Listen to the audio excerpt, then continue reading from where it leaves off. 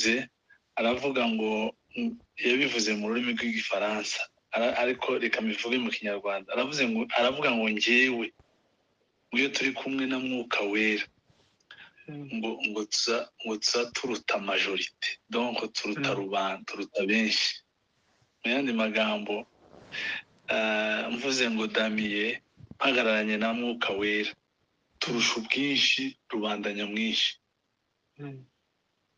Ni ukuvuga ngo hano ndi kubona turi 21.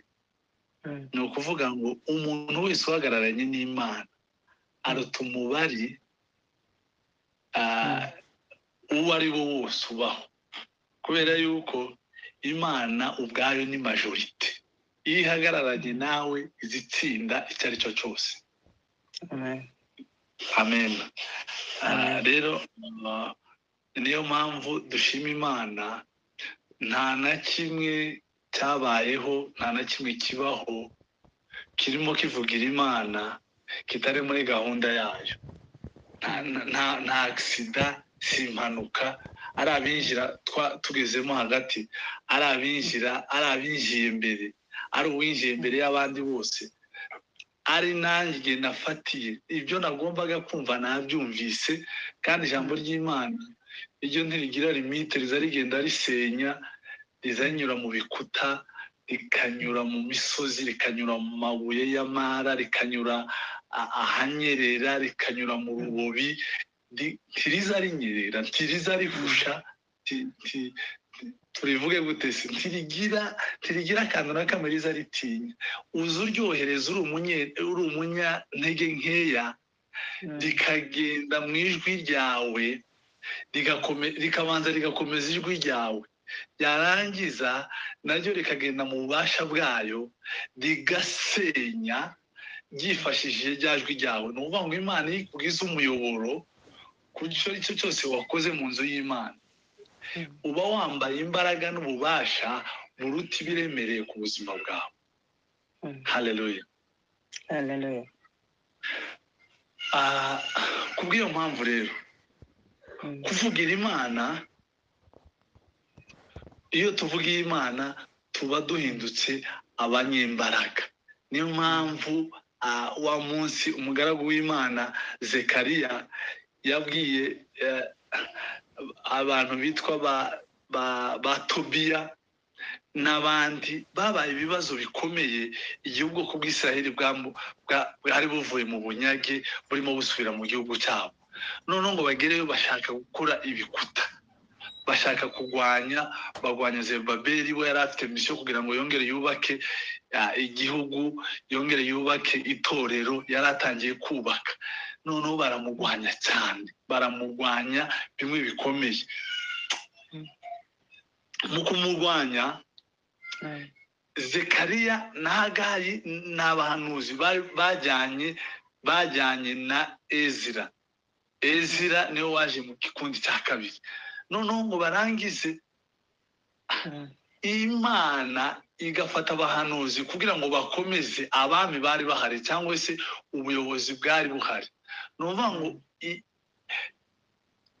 umuntu w'Imana abereyeho kwerekana Imana mu bantu, kandi abereyeho kugira ngo akomeze ba bantu bacitse intege.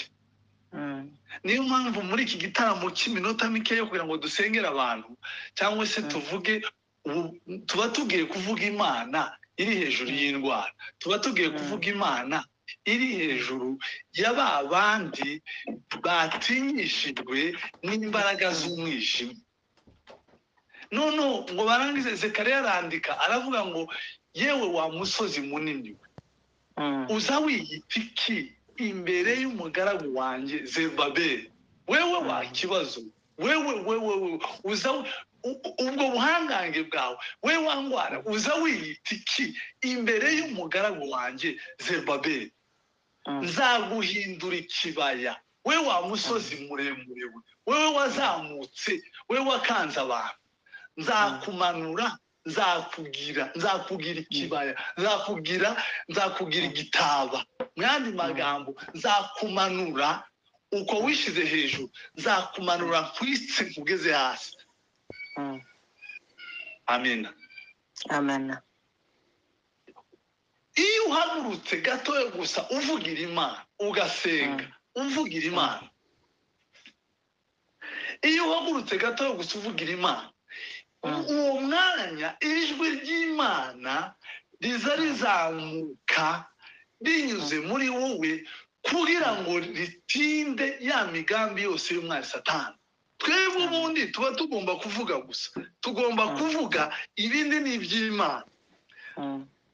Haleluya, Hallelujah. haleluya.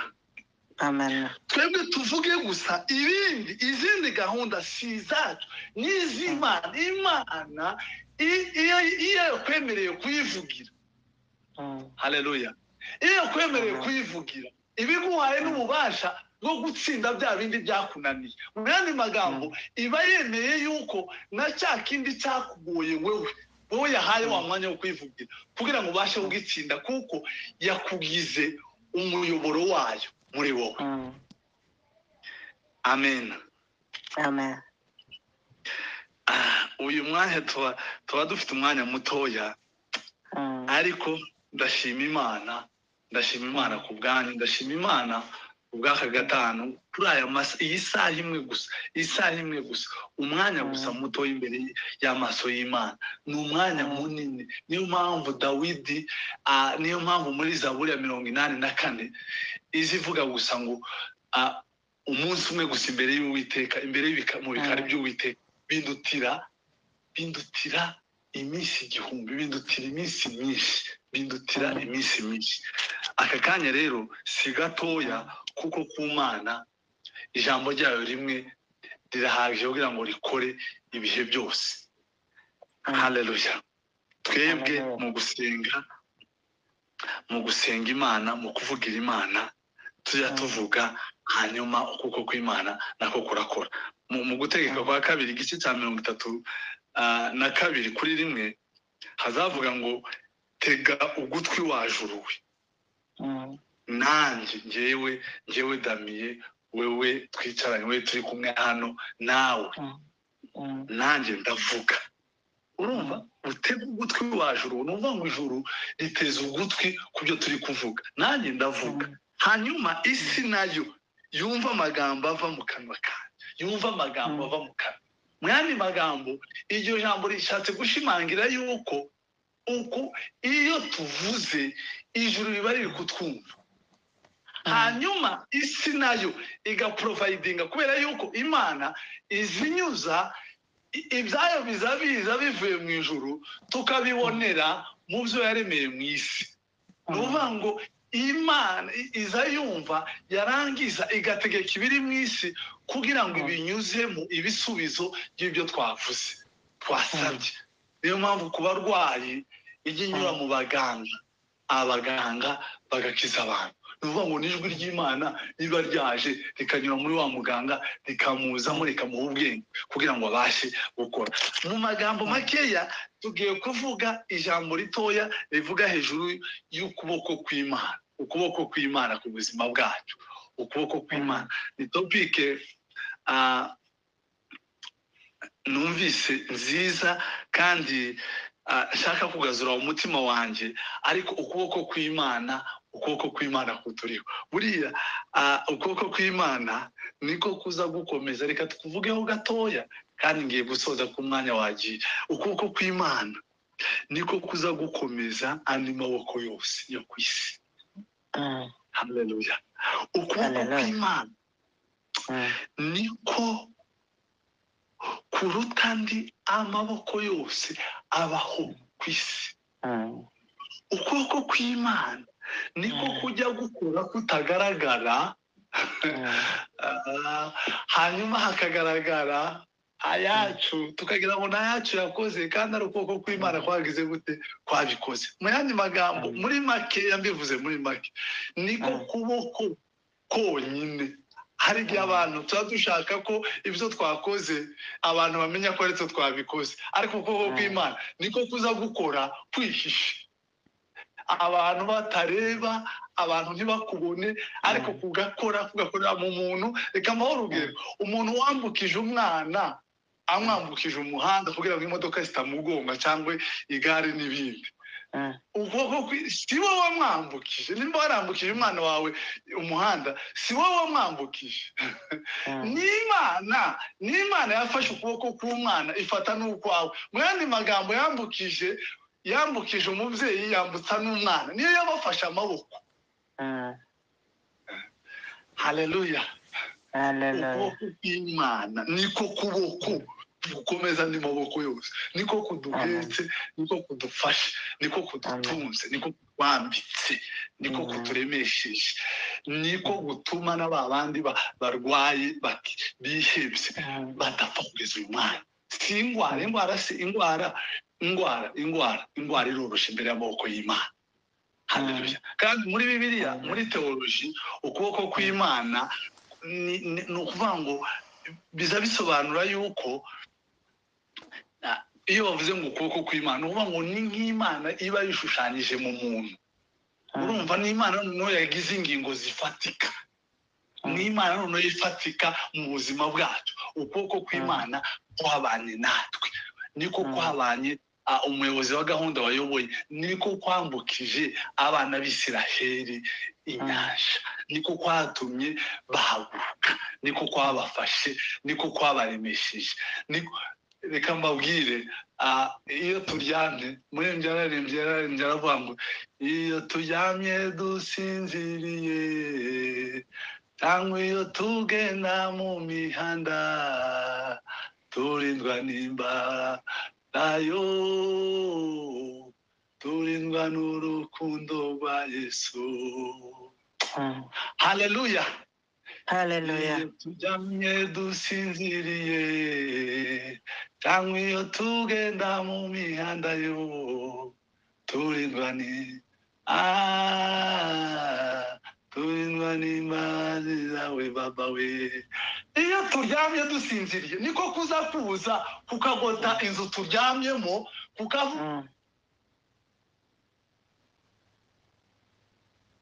kukaza ku buzima bwacu cyagiye twebwe tutabasha kwikontorora, tutari muri kontorore, turyamye dusinziriye. Niko kuza kugashyiraho stop, kugashyiraho icyapa, kukavuga ngo ntabwo wemerewe kurenga aha ngaha, uyu mwana wanjye ndamurinze. Ni ukuboko kw'Imana kuza kubikora. Kandi niko kuza turi kugenda mu mihanda, tugenda hirya no hino, turi gukora mu kazi, aho turi hose. Niko kuza kukavuga ngo genda, komeza, ukagufata ukagenda, kuza gushyiraho stop, areba dusinziriye, turi mu bitotsi byinshi, ibintu byose bishobora kuza, ibitero byaza hirya no hino kukaturira. Haleluya. Haleluya. Iyo turyamye dusinziriye, iyo tugenda mu mihanda, ukuboko kw'Imana niko kuza kubana natwe. Niko kwafashe ukuboko kwa Dawidi kugira ngo kubashe gutera Goliyati ibuye rimufate. Ni ukuboko kw'Imana kwagendeye mu kwa Dawidi, atera Goliyati aramwica. Uyu munsi, uyu mugoroba, Imana yumve gusenga kwayo, ukuboko kwayo kube ku bana bayo, ku barwayi bose, abo turi kwinginga muri uyu mwana, abo turi kwereka muri uyu mwana, ukuboko kw'Imana kubabeho. Niko kuza kwarambika, niko kwarambitswe, niko Yesu, niko kwarambitswe hejuru y'umwana wa Yayiro. Niko kwamugezeho, niko kwamukozeho, niko kwanasanze Lazaro mumva, niko kwasanze Lazaro. Iyo kugeze ku muntu, ibyari bipfuye biza biba bizima. Iyo mukoze ku muntu, igipfuye kivuze ngo baho, ukuboko kw'Imana kugukoraho, biba bibaye bizima, biza byongera bikagira izindi mbaraga, biza byongera bikazuka. Muri uyu mugoroba ukora imirimo n'ibitangaza.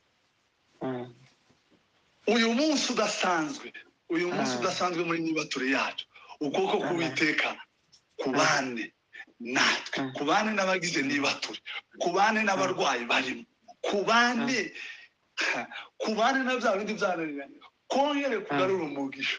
Niko niko Yabesi yavuze yiyambaje aravuga amaze kumenya yuko nyina yamuteje ibibazo aravuga ngo icyampa ngo ukuboko k'Uwiteka kukaba kuri njyewe uko niko kuboko kwambujeho kurungi niko kuza guhindura kuza gukuraho ibibazo bya bindi byananiranye za ngutu bya bindi biremereye ukuboko kw'Imana kwabanye natwe. Amen. Amen. Amen. Kwabanye natwe kuzakomeza kubana natwe. muri zaburi ya mirongo 89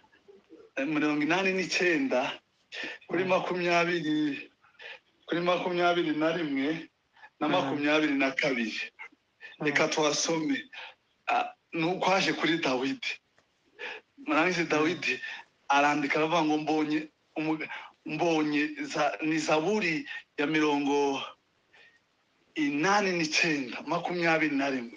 ngo mbonye Dawidi umugaragu wanjye musize amavuta yanjye yera ikiganza cyanjye kijya kibana nawe ukuboko kwanjye kuzamukomeza ukuboko k'Uwiteka kudukomeze ukomeze abihebye ukomeze abarwayi ukomeze abarembye ukomeze babandi babona ko bitagishobotse niko kuza guhindura paje niko kuza kongera kugahindura kwageze ku barwayi kwageze ku basima kwafashe kwakomeje abazima kwakijije abarwayi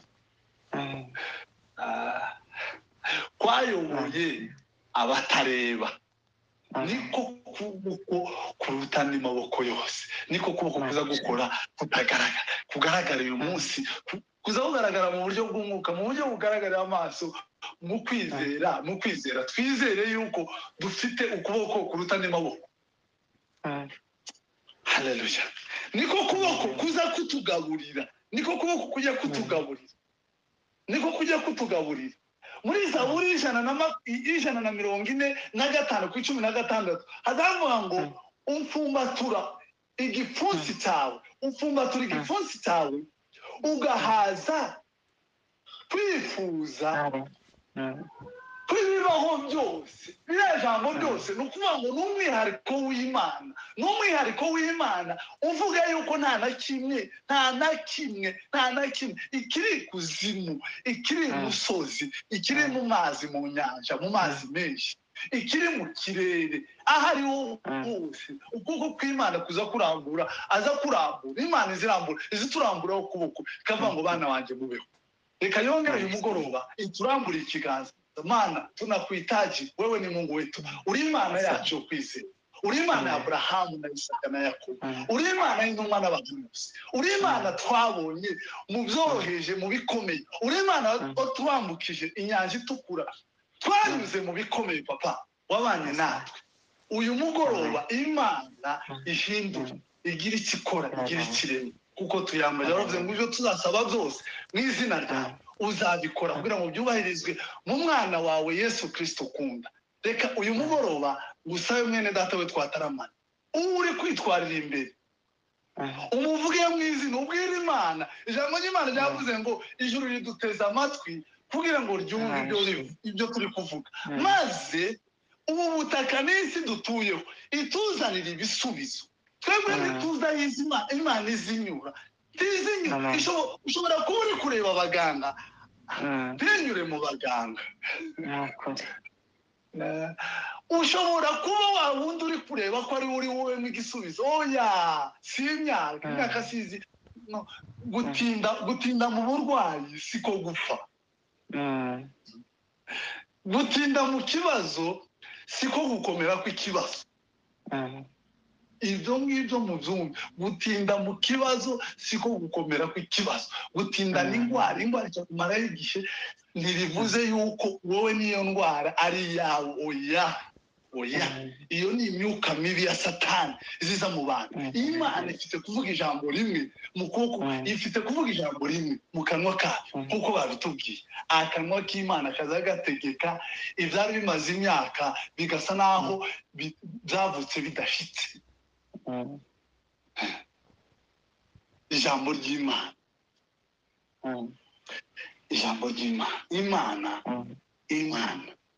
Imana ni yacu imana irakwiriye.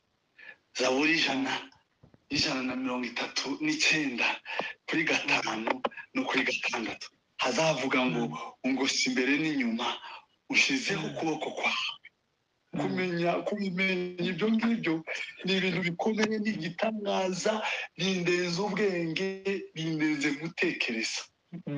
Sinubishobora, sinubyumva, ariko wowe uzi imbere n'inyuma. Imana itugoteshe ukuboko kwayo. Ni Imana yabanye natwe, ni Imana yabanye n'ubwoko bw'Isiraheli bwambuka inyanja itukura. Ni Imana yo kwizerwa. Bene data, turasoje umwanya bari mutoya, reka dusenge. Kandi buri wese mu isengesho tugiye gusenga arasaba ngo buri wese avuge mu ijwi, uvuge nimba uzi amazina y'umuntu uyavuge yombi, uyongorere, uyavuge. Imana izayumva n'ibyo turi gutekereza. Wowe yavuge, uvuge ngo Mana ni runaka nkweretse. Na bya bindi tuzi ngo hari ibyo twamaze gushira ku ruhande, turava mu ikico cyararangiye. N'abantu bazajya gusenga, hari abantu bamwe bajya gusenga akavuga ngo amucure se wowe ga Imana twavuze ngo nta kibazo kizagitinda kitokemuka. Kandi iyo ukuboko kw'Imana, ijwi ry'Imana rigeze kuri icyo kibazo, kizagisa n'ikidashitse, kizagishira kitaravutse gishize. Ikintu cyavutse kidashitse uzubona nyine cyoroshe, ariko Imana itigise, ikureho, imareho, itsinde ibigeragezo nk'ibyo bigerageje abantu.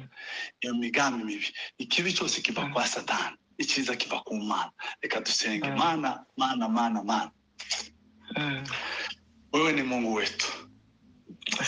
Ijambo ryawe ryarambwiye ngo ushobora kuvuga ibyo udashoboye gukora, kuko uri Imana yo kwizerwa. Kandi ijambo ryawe rirambwira ngo iyo utegetse biza bibi, iyo ufunguye ntawe ushobora gufunga.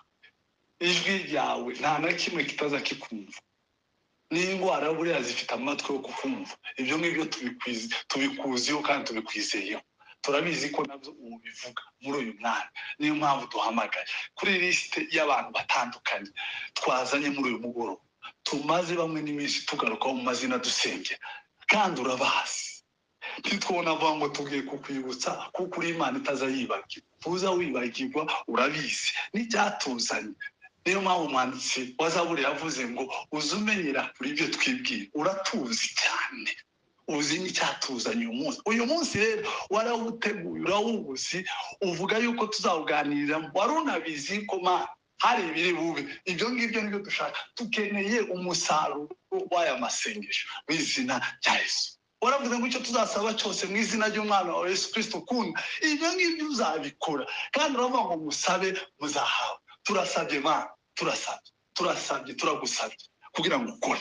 Tsinda imigambi mibi y'umwana Satani, utsinde biriya ibibazo byose, ibyo dutekereza, biriya bitugoye, bituremereye. Uri Imana ya Aburahamu, Imana isohoza amasezerano. Ntabwo amasezerano yacu ari indwara. Oya, wadusezeranyije ubuzima bwiza, kuko turi abana dusa nawe, turi ishusho yawe. Ntidukeneye yuko turwara, oya, dukeneye ubuzima uzukiza. Mana, ndakwibuka henshi ibyo wakoze.